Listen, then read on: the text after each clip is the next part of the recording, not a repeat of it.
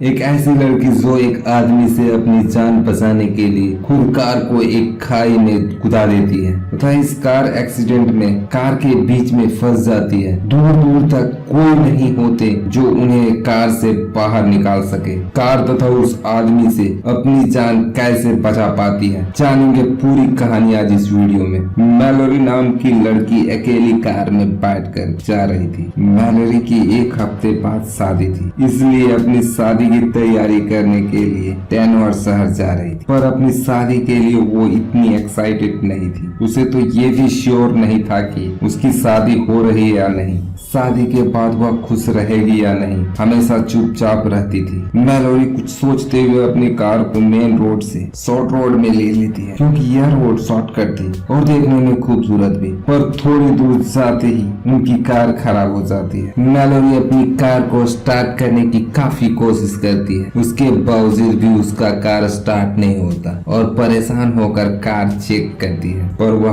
कुछ नहीं कर पाती। इसलिए वो किसी और को कॉल करने की कोशिश करती है, लेकिन उसके फोन में सिग्नल नहीं होता। इसलिए परेशान होकर अपने ड्रिंक पीना चाहती है, पर गलती से वह ड्रिंक उसके कपड़े पर गिर जाता है। इसलिए वह अपने बैग से दूसरा शर्ट लेकर चेंज कर ही रही थी, तभी वहाँ एक लड़का आ जाता है जिसका नाम क्रिश्चियन था। वह बहुत प्यार तथा सख्ती से मैलोरी से बात करता है और उसकी कार ठीक करने में लग जाता है और वह कार कुछ देर बाद ठीक कर लेता है। इसलिए मैलोरी बहुत खुश हो जाती है और वो कार ठीक करने के लिए पैसा ऑफर करती है, पर क्रिश्चियन पैसे लेने से मना कर देता है। इसलिए मैलोरी उसे थैंक बोलकर वहाँ से निकल जाती है। लेकिन थोड़ी ही दूर जाकर मैलोरी अपनी कार को रोक देती है, क्योंकि उसे लग रहा था कि क्रिस की मदद लेने के बाद भी उसे छोड़ आई। ये बात सोचने की वजह से क्रिश्चियन को कार में बैठा लेती है। अब सफर के दौरान बातें शुरू हो जाती है। तब क्रिश्चियन काफी प्यारी प्यारी बात कर मैलोरी को इम्प्रेस करने की कोशिश करता है, लेकिन कुछ समय बीत जाने के बाद धीरे धीरे अपने असली रंग में आना शुरू हो जाता है, जिससे मैलोरी काफी अनकंफर्टेबल हो जाती है। लेकिन उसकी अजीब बातें रुकने का नाम ही नहीं ले रहा था। इसलिए मैलोरी समझ जाती है कि क्रिश्चियन ठीक लड़का नहीं है। इसलिए वो कार को रोककर क्रिश्चियन को कार से उतरने के लिए कहती है, पर क्रिश्चियन नहीं उतरता और वो अपनी असल औकात में आकर अपना चाकू निकाल देता है, जिससे मैलोरी काफी घबरा जाती है। वो उसे चाकू के नोक पर कार ड्राइव करने को कहता है। इसलिए मैलोरी अब कुछ भी नहीं कर सकती और चुपचाप अपनी कार ड्राइव करने लगती है। मैलोरी यह समझ गई थी कि वह अब बहुत मुश्किल में है, लेकिन उसे क्रिश्चियन से बचने के लिए कुछ करना ही था। तो वो देखती है कि क्रिश्चियन ने सीट बेल्ट अपनी नहीं लगाई है। मैलोरी को यह लगता है कि यही सही समय है अपनी जान बचाने का। वो अपनी कार को खाई में गिरा देती है, जहाँ पर कार बुरी तरह से क्रैश हो जाता है। परंतु मैलोरी जिंदा थी, पर कार से बाहर नहीं निकल पा रही थी, क्योंकि उसका पैर क्रैश के कारण सीट में फंस गया था। मैलोरी की पूरी कोशिश करने के बाद भी उसका पैर बाहर नहीं निकलता और एक्सीडेंट की वजह से वो घायल भी हो गई थी। पास रखे कपड़े से अपने जख्म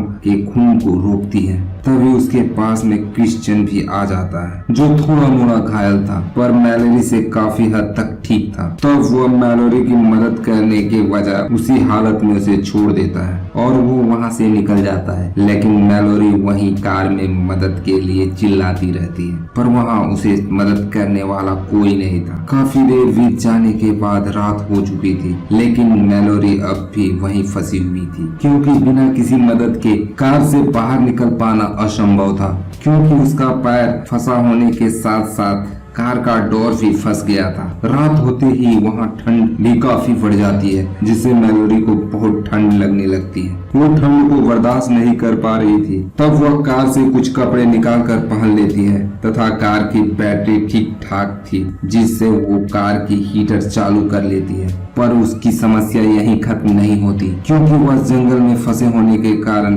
उसके आसपास जंगली जानवर मंडरा रहे थे। ये देखकर मैलोरी घबरा जाती है, लेकिन लेकिन उसे इस समस्या का भी हल मिल जाता है। वो अपनी कार की हेडलाइट जला देती है, जिससे जंगली जानवर डर कर भाग जाते हैं। पर किसी तरह वो रात बीत जाती है और सुबह हो जाती है, लेकिन अब भी हालत कुछ बदले नहीं थे। वो वहीं फंसी थी और उसके पास पीने का पानी बहुत कम बचा था और खाना खाने के नाम पर उसके पास कुछ नहीं था। मैलोरी की उसी हालत में सुबह से रात हो जाती है और रात से अगली सुबह, लेकिन वो यहीं फंसी की फंसी थी और अब मैलोरी अपने बचने की उम्मीद धीरे धीरे छोड़ रही थी, क्योंकि उसके हालात पहले से भी बदतर हो गया था। न उसके पास पीने का पानी था, न खाने के लिए खाना। तभी वह क्रिश्चियन आ जाता है, जो अब बहुत अच्छी हालत में था। वह मैलोरी को बताता है कि कुछ दूर में मुझे एक कैबिन मिला है, जो कि फिलहाल खाली है, लेकिन वहाँ पर एक फैमिली रहते हैं जो अभी कहीं पर गए हुए हैं। क्रिश्चियन अपने साथ खाना तथा पानी भी लाया होता है, लेकिन वह खाना तथा पानी मैलोरी के लिए नहीं लाया था, बल्कि वह खाना उसके सामने खाकर उसे चिढ़ाने के लिए लाया था। वो देखता है कि अब मैलोरी की कंडीशन कुछ ठीक नहीं है। यह देखकर वो यहाँ से चला जाता है। इसके बाद रात हो जाती है। मैलोरी को अपनी कार में एक लाइटर मिलता है, तो रात गुजारने के लिए वो उस लाइटर से आग जला लेती है और काफी मुश्किल से वो सो जाती है। और उसकी नींद ज्यादा देर नहीं रहती है, क्योंकि उसके शरीर में कुछ चूहे उछल कूद कर रहे थे। मैलोरी उसे पकड़ने की कोशिश करती है, पर वे चूहे वहाँ से भाग जाते हैं। परंतु एक चूहा को मैलोरी मार देती है और उस चूहे को आग में पकाकर कुछ खा लेती है और सो जाती है। फिर सुबह की नई उम्मीद के साथ अपनी आँख खोलती है। उसे अपने फोन की आवाज सुनाई देती है। तब वह फोन ढूंढने लगती है, जो एक्सीडेंट के दौरान कार में कहीं खो गया था।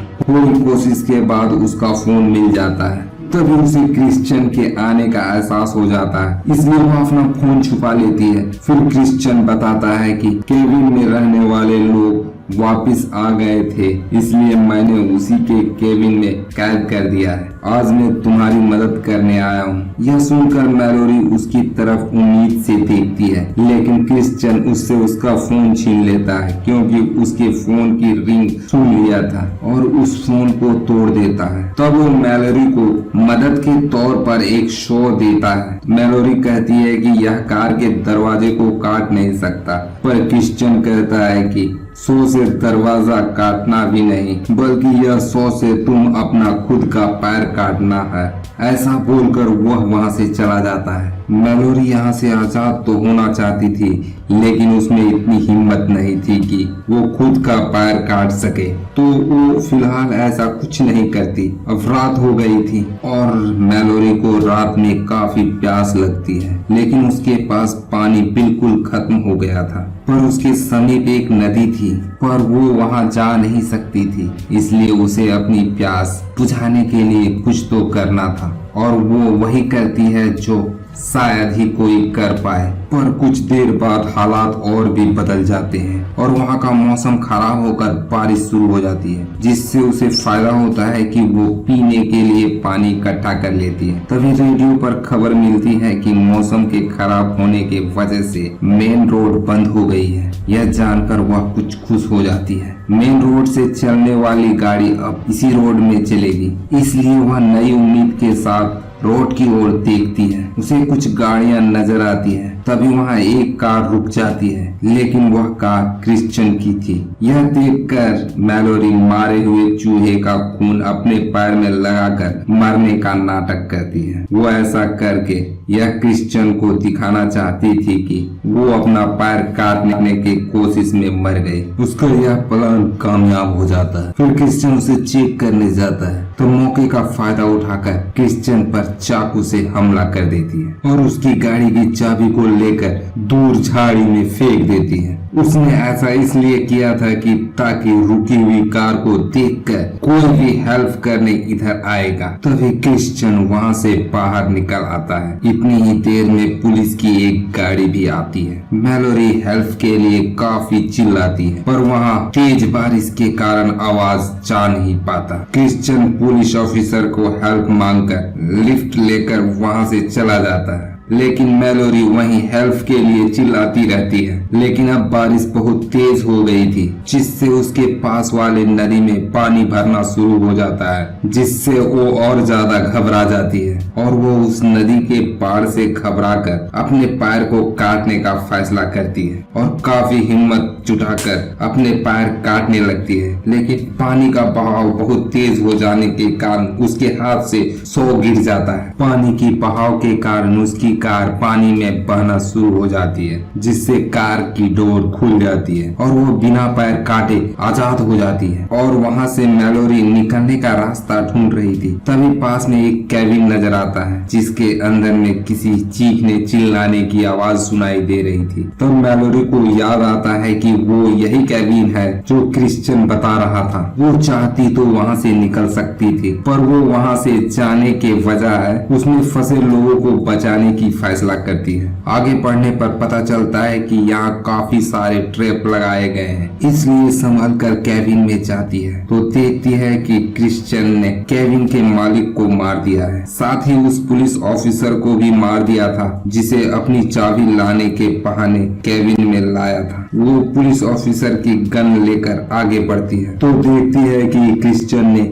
केविन के मालिक की बेटी को कैद कर रखा था। तब वो उस केविन के बेटी को आजाद करने की कोशिश करती है। तभी क्रिश्चियन के आने की आवाज आती है, इसलिए वो वहीं छुप जाती है और अंदर आते ही मैलोरी गन पॉइंट पर लेकर शूट कर देती है। लेकिन क्रिश्चियन किसी तरह बचकर उस पे हमला कर देता है, लेकिन मैलोरी उसे फाइट कर किसी तरह नीचे गिरा देती है, जिससे वो सीधा एक ट्रैप में गिरता है और उसका उस ट्रैप में पैर फंस जाता है तथा उसका एक पैर टूट जाता है। अब वो उसी हालत में था जिस हालत में मैलोरी थी। तब मैलोरी उसके पास आकर उसे बोलती है कि मैं तुम्हारी हेल्प करने आई और उसे एक चाकू देकर बोलती है कि बचने का बस यही रास्ता है, इस चाकू से अपना पैर काट लो और आजाद हो जाओ, जैसे उसने मैलोरी को कहा था। मैलोरी ये बोलकर उसे यहीं छोड़ देती है और उस लड़की को लेकर वहाँ से चल देती है और उसे मरने छोड़ देती है। लेकिन क्रिश्चियन की हालत कुछ अच्छी नहीं थी, वो अपनी आखिरी सांसें गिन रहा था। देखते ही देखते क्रिश्चियन मर जाता है। तो ये था मैलोरी की एक सर्वाइवल स्टोरी। जय हिंद, जय भारत।